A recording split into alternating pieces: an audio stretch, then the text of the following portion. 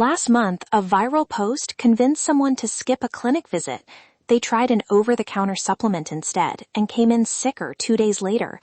That delay made treatment harder and more stressful for everyone involved. I'm Jess, family nurse practitioner and legal nurse consultant. Welcome to the podcast where healthcare facts beat internet myths. Let's separate medical fact from fiction. Why this matters. Bad information doesn't just confuse.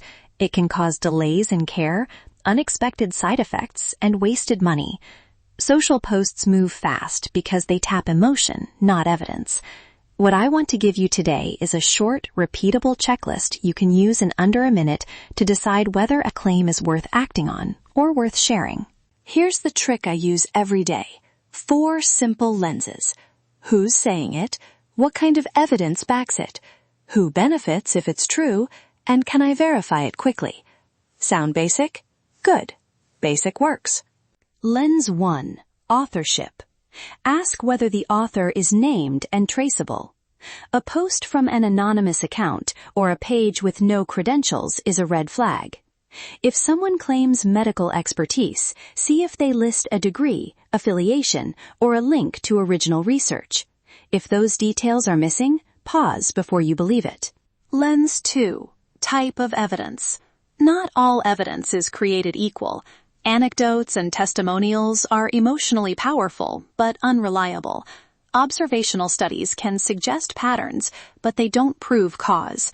Randomized trials and systematic reviews carry the most weight for clinical decisions. If a post says studies show, look for the actual study link and check how big the study was. Quick tip. When a study is cited, 2 fast checks are size and peer review. 10 people in a trial is very different from thousands. Peer-reviewed journals add a layer of scrutiny. Those details change how much you should trust a claim. Lens 3. Conflicts and context. Who benefits if the claim is true? Funding from a company that sells the product doesn't automatically mean the data are false, but it does mean you should look harder. Also ask whether the finding applies to most people or only to a narrow group in a special setting. Context matters. I say this because I've seen cherry-picked numbers cause real harm. A dramatic headline can hide small sample sizes or selective reporting. Don't let a catchy claim short-circuit the questions. Lens 4. Verify fast. Use reputable sites first. CDC, NIH, WHO, and major academic centers. For research, PubMed is your go-to for original abstracts. Fact-checkers can help for big viral claims. On your phone, reverse image search suspicious photos and always follow links to primary sources rather than trusting an influencer summary. A tiny workflow you can memorize. Read the headline, check the author, look for a source link, scan the abstract or summary for sample size, and ask who funded the work. 5 steps in under a minute can save you hours and prevent mistakes.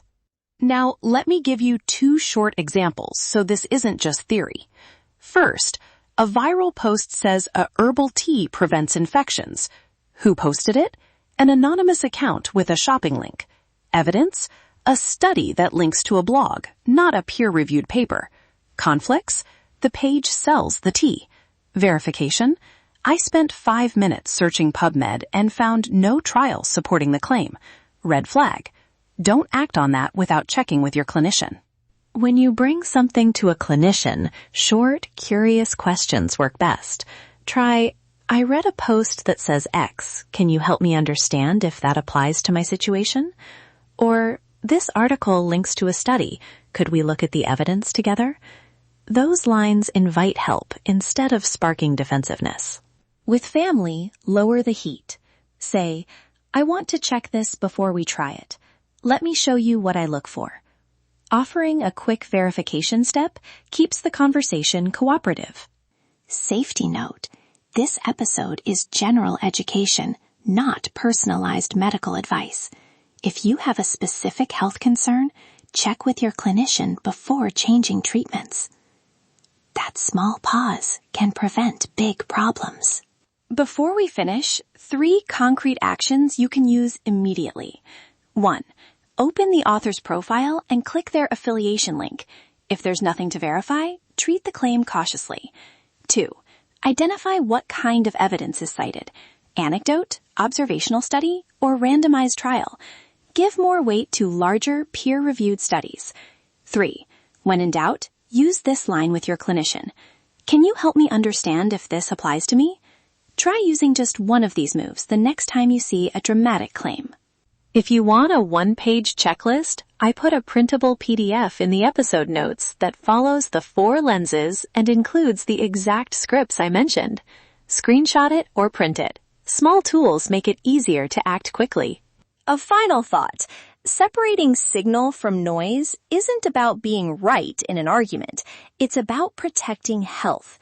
Be curious, be skeptical, and ask where the evidence came from and who benefits. This week, try one lens the next time a headline grabs your attention and see what you find. Let's separate medical fact from fiction.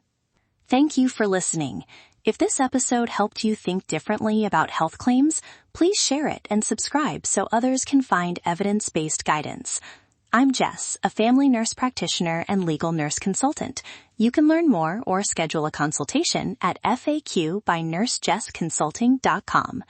Until next time, stay informed, stay compassionate, and always put safety first.